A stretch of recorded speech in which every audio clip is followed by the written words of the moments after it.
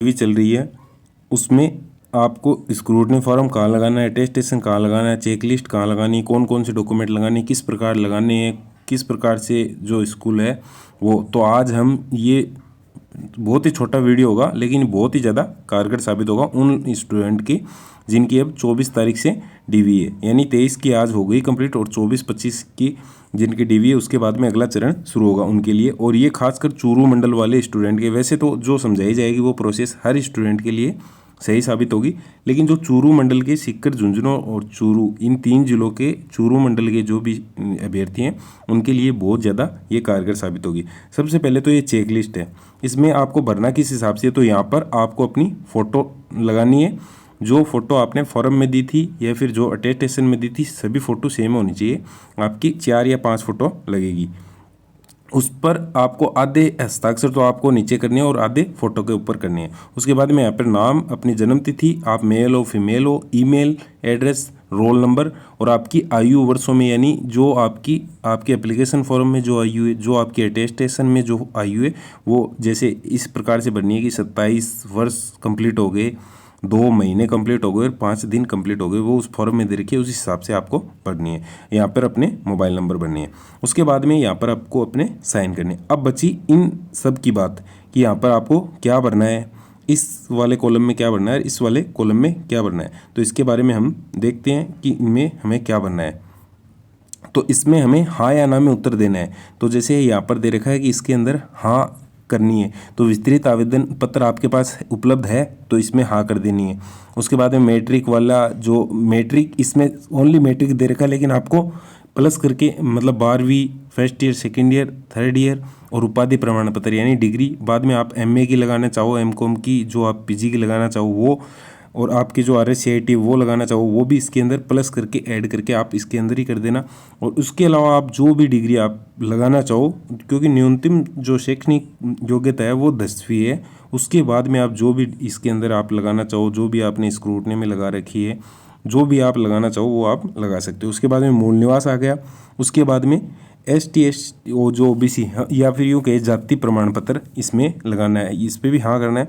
उसके बाद में आप किसी कैटेगरी से बिलोंग करते हो जैसे विधवा, परित्यक्ता, खेल संबंधी, विकलांग हो तो इसमें आपको हाँ करना है। उसके बाद में अंतिम शैक्षणिक संस्था द्वारा जारी चरित्र प्रमाण पत्र, यानी आपने इसके अंदर ओनली 12वीं लेवल पर ये फॉर्म भरा है लेकिन आपने बीएड कर रखी है तो बीएड का आपका चरित्र सर्टिफिकेट 6 नंबर कॉलम में लग जाएगा।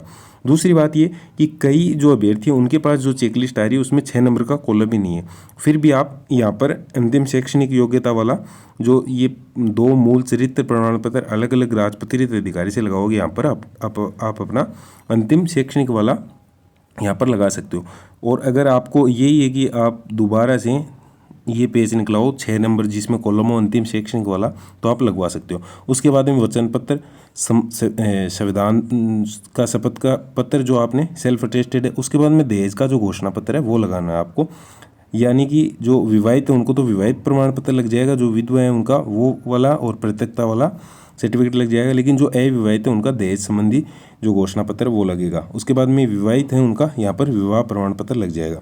संतान संबंधी घोषणा करनी है आपको और राजपत्रित अधिकारी से आपको प्रमाणित करवाना ही करवाना है, क्योंकि जो संतान संबंधी जो कागज उसमें नीचे की साइड दे रखा है कि आपको राजपत्रित अधिकारी द्वारा उसकी मोहर होनी चाहिए, उसके साइन होने चाहिए और उसकी डेट भी होनी चाहिए। ये आपको अटेस्ट करवा के ही लेकर जाना है। भूलवश अगर आप भूल जाते हो तो वहाँ पर आप कोऑपरेट करोगे तो वहाँ पर भी आपको इस प्रकार की सहायता देखने को मिल सकती है।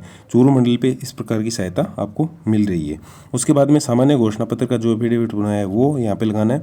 उसके बाद में विकल्प पत्र जो गैर अनुसूचित क्षेत्र या फिर अनुसूचित क्षेत्र वाले जो लगा रहे हैं वो लगा सकते हैं, या फिर ये सेल्फ अटेस्टेड होगा, आप खुद भी कंप्यूटर से निकलवा करके और इस पेज पर अपने साइन वगैरह करके आप इसको लगाना चाहते हो तो लगा सकते हो, वैसे मैंडेटरी नहीं है। उसके बाद में नमूना हस्ताक्षर पत्र आपको लगाना है। उसके बाद में आपका स्वयं का photo, Aadhaar card, voter ID, driving licence में से कोई एक लगाना है।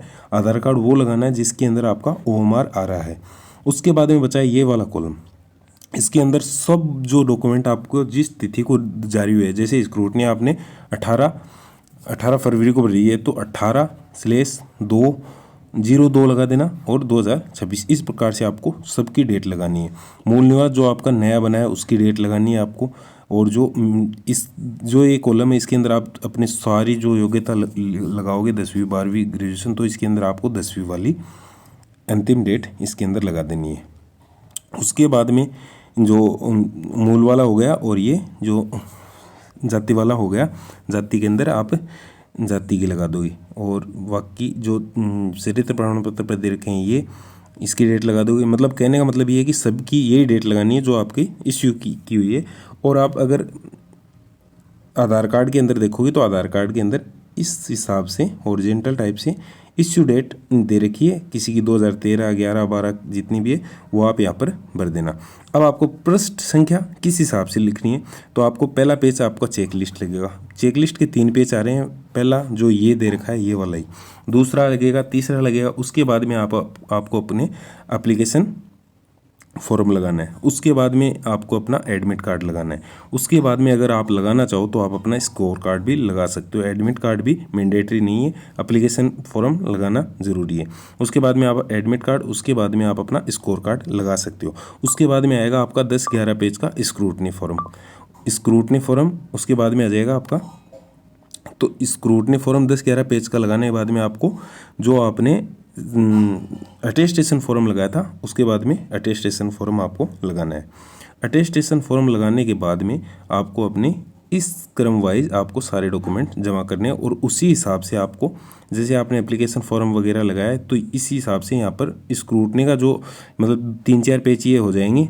1 नंबर से मार्किंग करनी है, यहाँ से 1 नंबर से चेकलिस्ट से आप मार्किंग करना अगर शुरू करोगे तो ये शायद 4 या 5 नंबर पर स्क्रूटनी फॉर्म आएगा। तो इस कॉलम में आपको स्क्रूटनी फॉर्म को देना है। जैसे 10-11 पेज का होता है तो 4 नंबर से 14 नंबर ऐसे डेस लगा करके और आप इस कॉलम में यहाँ पर भर दोगे। इस प्रकार से हर प्रकार का जो ये कॉलम भरना है और यहाँ तक लगभग 48 से 50 के बीच का जो मतलब लास्ट आएगा। दूसरी बात, ये बहुत इंपॉर्टेंट बात बता रहा हूँ, आप नोट कर लीजिएगा।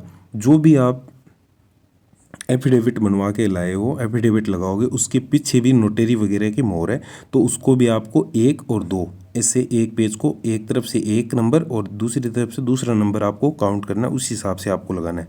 तीसरी बात ये कि अगर आप मूल निवास का एफिडेविट बनवाया है तो आपको जस्ट मूल निवास के पीछे लगाना है। अगर आपको मैट्रिक, हाई स्कूल, किसी भी प्रकार का जिस भी चीज़ का एफिडेविट बनाया है उसके जस्ट पीछे लगाना है और ये ओरिजिनल सेट हो गया आपका कंप्लीट। उसके बाद में जो दूसरा जो सेट होगा वो सेम टू सेम डिटो इसकी कॉपी होगी। जो ओरिजिनल सेट होगा उसके अंदर आपका चरित्र प्रमाण पत्र ओरिजिनल होंगे, आपके एफिडेविट ओरिजिनल होंगे, उसके अलावा भी सारी कॉपी होगी। और जो ये वचन पत्र जो आपने खुद ने अटेस्टेड किए, जो संविधान वचन संबंधी सामान्य घोषणा पत्र, विकल्प पत्र, नमूना हस्ताक्षर, ये भी उसके अंदर ओरिजिनल लग जाएगा। बाकी सारी दूसरा जो सेट तैयार होगा उसके अंदर कॉपी ही लगेगी। ये तो हो गया आपका जो आप फॉर्म लोगे उसका। उसके बाद में आपको वहाँ पर जाकर करना क्या है, वहाँ पे ले लेना आप, वहाँ पे 2 फाइल मिलेगी आपको, 15-15 रुपये की मिलती है, 2 30 रुपये की फाइल मिलेगी। यहाँ से इसको आप अपने जो पंचिंग मशीन होती है उससे कर लेना, या फिर किसी प्रकार का कोई प्रकार वगैरह जो सुआ बोलते हैं हमारे यहाँ पे, वो आप ले लेना और यहाँ से आपको इन्हें यहाँ से धागे से बांध लेना। और वहाँ पे जो पंचिंग मशीन है वहाँ पे बाहर भी लोग बैठे रहते हैं, तो वहाँ से 2 छेद करवा लेना और जो फाइल है उसको यहाँ पर बांध देना। इस प्रकार से बांध के आप अपनी फाइल को तैयार कर लेना। तीसरी और मोस्ट इम्पोर्टेंट बात कि आपको हर जो आपका पेज है 40-42 जो पेज है वह उसके नीचे आपको अपने सेल्फ अटेस्टेड करनी है, यानी आपको अपने हस्ताक्षर करनी है जिस प्रकार के आपने आवेदन फॉर्म में तैयार किए। इस प्रकार से आपकी दोनों फाइलें तैयार हो जाएगी और आपको बिल्कुल भी देरी नहीं लगेगी। मात्र और मात्र 10 या 15 मिनट में आप अपने फॉर्म को जमा करके और वापस आ सकते हो।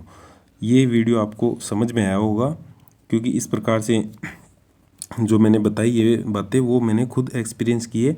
और अगर फिर भी आपको किसी प्रकार की त्रुटि नज़र आती है, किसी चीज़ को पूछने की आपकी इच्छा रहती है, तो आप कमेंट सेक्शन में कमेंट करके बता देना। आई होप आपको समझ में आया होगा। आप सबको अग्रिम बधाई, बहुत बहुत शुभकामनाएं। और आप इस तरीके से लेके जाओगे तो आपको बिल्कुल भी टेंशन की, घबराने की ज़रूरत नहीं है। जय हिंद, जय भारत।